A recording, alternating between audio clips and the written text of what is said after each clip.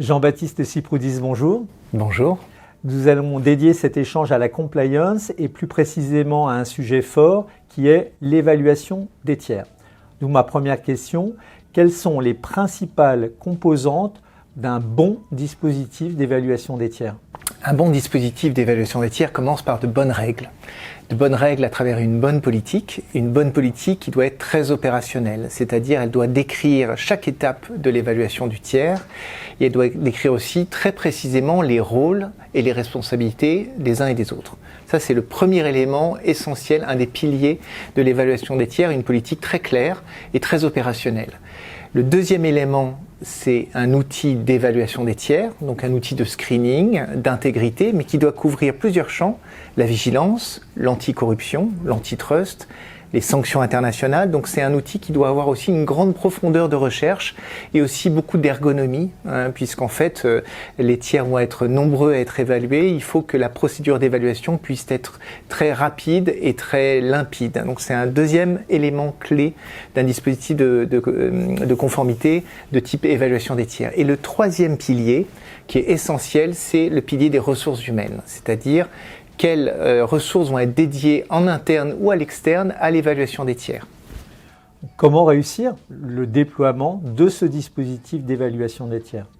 Alors nous, ce que l'on recommande, c'est de déployer un dispositif d'évaluation des tiers de façon progressive.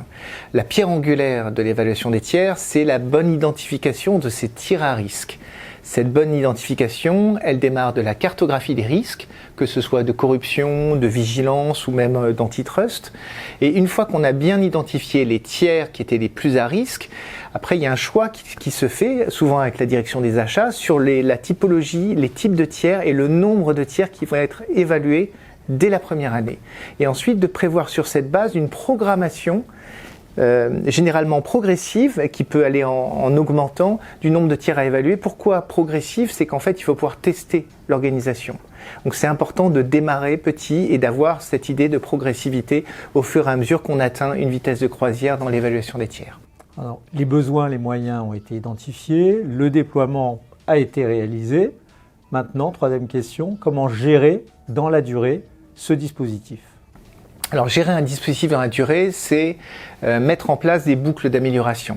Et pour mettre en place ces boucles d'amélioration, il faut avoir des points réguliers de rencontre entre les évaluateurs, le stratège, le responsable de l'outil digital, donc plusieurs personnes autour de la table, et chaque mois idéalement de se dire comment ont fonctionné les évaluations, est-ce qu'on est à bon rythme, est-ce que les indicateurs de suivi de performance sont bons, qu'est-ce qu'on en tire comme enseignement pour améliorer le dispositif. Donc ça c'est un premier élément qui est très important, le retour sur le pouls, si vous voulez, de l'évaluation des tiers. Et le deuxième élément pour gérer un dispositif d'évaluation des tiers dans la durée, ce sont les contrôles. C'est-à-dire de pouvoir faire des contrôles par échantillonnage pour s'assurer que les évaluations ont bien été réalisées au sein de l'entreprise et sur le périmètre des activités à risque.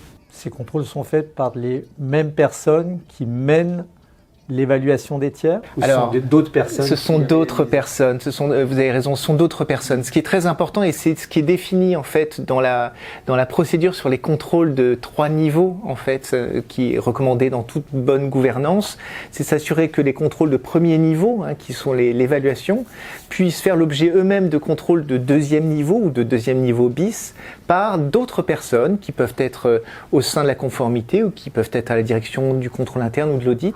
Et puis ensuite le contrôle au troisième niveau qui interviendra, qui est l'audit. Le tout rentrant dans vraiment une logique d'amélioration et pas nécessairement de sanction.